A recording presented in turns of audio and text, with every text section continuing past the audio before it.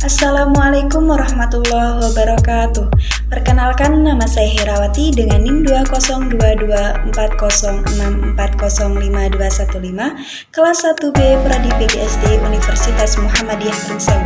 Di sini saya akan menceritakan kembali kisah cerita anak yang berjudul Timun Mas. Video ini untuk memenuhi mata kuliah apresiasi sastra Indonesia. Selamat menyaksikan. Dahulu kala, hiduplah seorang wanita tua sebatang kara. Ia tinggal di sebuah gubuk di perdesaan. Dengan sendirinya, Mbok Surti selalu kesepian. Setiap sholat, ia selalu meminta kepada Allah supaya bisa dikaruniai seorang anak. Keesokan harinya, Mbok Surti pergi ke hutan untuk mengambil kayu. Dan ia dikagetkan oleh raksasa yang sangat besar yang menyeramkan. Dengan terkejut, Mbok Surti langsung duduk. Dan ia diberikan biji emas kepada raksasa tersebut. Tanpa berpikir panjang, Mbok Surti menyetujui persyaratan tersebut. Dan ia langsung pulang menanam biji mentimun itu. Dengan penuh kasih sayang, Mbok Surti menyiraminya tiap hari dan merawatnya dengan baik. Dan kemudian timun emas itu tumbuh menjadi besar dan ia memanennya dan membawa pulang dan membukanya. Dan ternyata isinya adalah seorang anak. Mbok Surti sangat gembira karena ia mendapatkan seorang anak.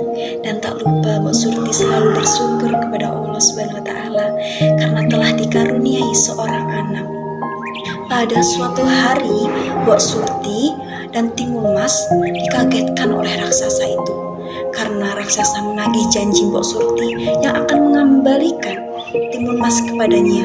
Rasa tidak mau kehilangan Timun Mas, Mbok Surti langsung memutar otaknya dan menyuruh raksasa tersebut datang ketika Timun Mas berumur 17 tahun dan raksasa itu menyetujui persyaratan dari Mbok Surti.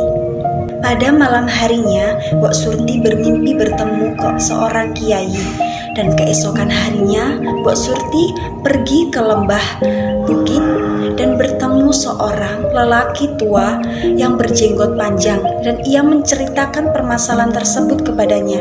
Dan kiai tersebut memberikan 4 bungkusan kecil yang berisi biji mentimun, jarum, garam, dan terasi.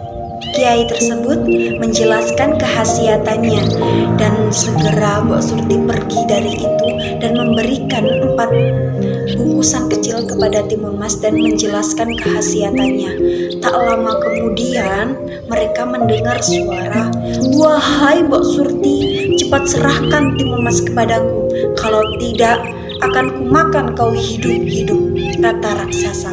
Dan Mbok Surti menyuruh Timun Mas untuk kabur lewat pintu belakang. Mbok Surti pun langsung keluar menemui raksasa dan berkata, "Wahai raksasa, maafkan aku, Timun Mas tidak ada di tempat ini." Tetapi raksasa tidak percaya dengan perkataan Mbok Surti. Dengan khasiatannya, dengan kesaktiannya, raksasa melihat Timun Mas pergi melarikan diri ke arah hutan. Raksasa itu terus mengejar Timun Mas dan Timun Mas sangat ketakutan dan ia melemparkan biji mentimun emas itu. Tetapi raksasa terus mengejarnya. Dia menaburkan jarum, garam, tetapi tidak berhasil.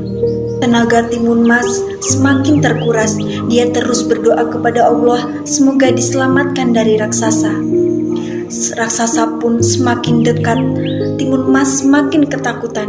Tinggal 1 bungkusan yang berisikan terasi dan Timun Mas langsung melemparkannya. Ketika tempat itu menjadi lumpur yang mendidih yang menelan raksasa. Raksasa berusaha melarikan diri tapi dengan sia-sia karena semakin raksasa bergerak semakin lumpur itu menelannya. Timun Mas sangat senang karena dia terbebas dari raksasa dan ia langsung pulang menemui ibunya dan memeluknya karena ibunya dia selamat dari raksasa tersebut. Mbok Surti pun berkata, "Wahai anakku, kita harus bersyukur kepada Allah Subhanahu wa Ta'ala, karena kehendaknya kita bisa diselamatkan dari raksasa jahat itu," kata Mbok Surti kepada Timun Mas. Dapat disimpulkan dari cerita tersebut adalah bersungguh-sungguhlah dalam usaha, karena usaha tidak akan mengkhianati hasil, dan sertailah usahamu dengan doa kepada Allah Subhanahu wa Ta'ala sehingga doamu dipermudahkan. Mungkin itu saja yang dapat saya sampaikan, kurang lebihnya saya mohon maaf, dan kepada Allah saya mohon ampun. Saya akhiri, wabillahi taufiq wal hidayah. Wassalamualaikum warahmatullahi wabarakatuh.